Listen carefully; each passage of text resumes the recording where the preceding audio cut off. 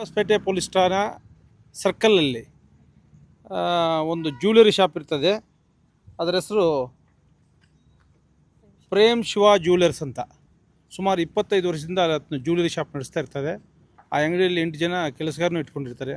ಸುಮಾರು ಈ ದಿನ 1:45ರಿಂದ 2 ಗಂಟೆ ಸಮಯದಲ್ಲಿ ಇಬ್ಬರು ಅನ್ನೋನ್ ಪರ್ಸನ್ಸ್ ಬಂದು ನನಗೆ ಬೆಳ್ಳಿ ಓಳೆ ಬೇಕು ಅಂತ ಹೇಳ್ಬಿಟ್ಟು ₹800 ಕೊಟ್ಟು ಪರ್ಚೇಸ್ ಮಾಡ್ತಾರೆ. ತದನಂತರ ವಾಪಸ್ ಆಚೆ ಹೋಗ್ಬಿಡ್ತಾರೆ. ಸೊ ಮತ್ತೆ ಒಂದು 15-20 ನಿಮಿಷದಲ್ಲಿ ಇದ್ದಿದ್ದ ಕಸ್ಟಮರ್ಸ್ ಎಲ್ಲ ಹೊರಟೋಗ್ತಾರೆ.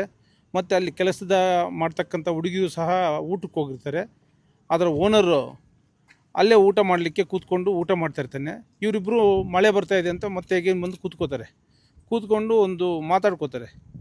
ಹಿಂದಿಯಲ್ಲಿ ಮಾತಾಡ್ತಾರೆ. ಮತ್ತು ಈ ಓನರ್ ಕೇಳ್ತಾರೆ, ನಿಮ್ದು ಯಾವರು ಅಂತ. ರಾಜಸ್ಥಾನ್ ಅಂತಾರೆ. ಅವರು ನಮ್ಮದು ರಾಜಸ್ಥಾನ್ ಹತ್ರ ಅಜ್ಮೇರ್ ಅಂತ ಹೇಳ್ತಾರೆ. ಇಷ್ಟು ನಡೆಯೋಷ್ಟರೊಳಗೆ ಇಮಿಡಿಯೇಟ್ಲಿ ಈ ಬಂದಿದ್ದರಲ್ಲಿ ಇಬ್ಬರು ಅನ್ನೋನ್ ಪರ್ಸನಲ್ಲಿ ಒಬ್ಬನು ಒಳಗಡೆ ನುಗ್ಗಿ ರಿವಾಲ್ವರ್ ತೋರಿಸಿ ಕೂಗಬೇಡ ಅಂತಾನೆ. ಅವ್ನು ಜೋರಾಗಿ ಕೂಗ್ಕೋತಾನೆ. ಆವಾಗ ಇನ್ನೊಬ್ಬ ಕೂತಿರೋನು ಇನ್ನೊಂದು ಪುಸ್ತಕ ಎತ್ಕೊಂಡು ಮತ್ತೆ ಎಂಟ್ರಿ ಆಗಿಬಿಟ್ಟು ಅವನಿಗೆ ಅಲ್ಲಿ ಒಂದು 2 ಫೈರ್ ಮಾಡ್ತಾರೆ. ಅದು ಒಂದು ತೊಡೆಗೆ ಈತನಿಗೆ ಬೀಳ್ತದೆ. ಈತನು ಭಾರಿ ಸ್ಟ್ರಾಂಗಾಗಿ ಪ್ರೊಟೆಸ್ಟ್ ಮಾಡಿ ಅವ್ರನ್ನ ನೂಗ್ತಾನೆ. ಅಷ್ಟೊತ್ತಿಗೆ ಅಲ್ಲಿ ಹತ್ತಿರದಲ್ಲಿರ್ತಕ್ಕಂಥ ವ್ಯಾಪಾರಸ್ಥರೆಲ್ಲ ಮುಗಿಬೀಳೋ ಅಷ್ಟೊತ್ತಿಗೆ ಅವರಿಬ್ಬರು ಜೋರಾಗಿ ಓಡೋಗಿ ತಪ್ಪಿಸ್ಕೊಂಡಿರ್ತಾರೆ. ನಾವು CCTV ಪರಿಶೀಲಿಸಿದಾಗ ಒಂದು ವೈಟ್ ಬಲರೋ ಗೂಡ್ಸ್ ಗಾಡಿಯಲ್ಲಿ ಹೋಗಿದ್ದಾರೆ. ಟುವರ್ಡ್ಸ್ ಮೈಸೂರು ಕಡೆ ಹೋಗಿದ್ದಾರೆ. ನಾವೆಲ್ಲ ಕಡೆ ಮೆಸೇಜ್ ಕೊಟ್ಟಿದ್ವಿ. ರೋಡ್ಸಲ್ಲೆಲ್ಲ ನಾಕಾಬಂದಿ ಮಾಡಿದ್ವಿ. ಚಿನ್ನ ದೋಚಲಿಕ್ಕೆ ಬಂದಿದ್ದಾರಾ ಅಥವಾ ಬೇರೆ ಕಾರಣಗಳಿದೆ ಅನ್ನೋದು ವಿವಿಧ ಆಯಾಮಗಳಲ್ಲಿ ನಾವು ಈಗ ತನಿಖೆ ಪ್ರಾರಂಭ ಮಾಡಿದ್ದೀವಿ. ಆದಷ್ಟು ಬೇಗ ಅವ್ರನ್ನ ಪತ್ತೆ ಮಾಡಿ ಕಾನೂನು ಕ್ರಮ ಜರುಗಿಸ್ತೀವಿ. ಈಗ ಈ ಸ್ಟೇಜಲ್ಲಿ ನಾವು ಯಾವುದೇ ಒಂದು ಕನ್ಕ್ಲೂಷನ್ ಬರಲಿಕ್ಕೆ ಕಷ್ಟ ಆಗ್ತದೆ. ಒಂದನೇದಾಗಿ ಡಿಫ್ರೆಂಟ್ ಆ್ಯಂಗಲಲ್ಲಿ ನಾವು ಯೋಚನೆ ಮಾಡಬೇಕಾಗ್ತದೆ.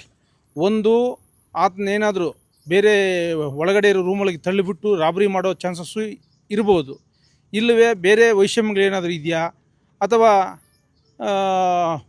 ಮತ್ತು ಬೇರೆ ಆಯಾಮಗಳಲ್ಲೂ ನಾವು ಅದನ್ನು ತನಿಖೆ ಮಾಡಬೇಕಾಗ್ತದೆ.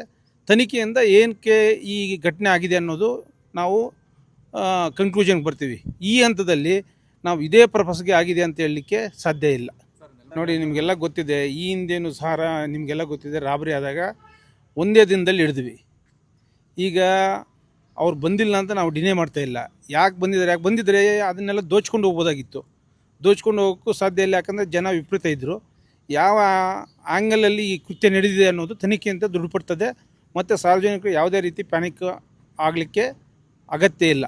ಕಾರಣ ಏನಂತಂದರೆ ಯಾವುದೇ ಪ್ರಕರಣ ದಾಖಲಾದರೂ ಸಹ ವಿತಿನ್ ಫ್ಯೂ ಡೇಸಲ್ಲಿ ನಾವು ಪತ್ತೆ ಮಾಡಿದ್ವಿ. ಇದನ್ನು ಅದೇ ರೀತಿ ಪತ್ತೆ ಮಾಡ್ತೀವಿ.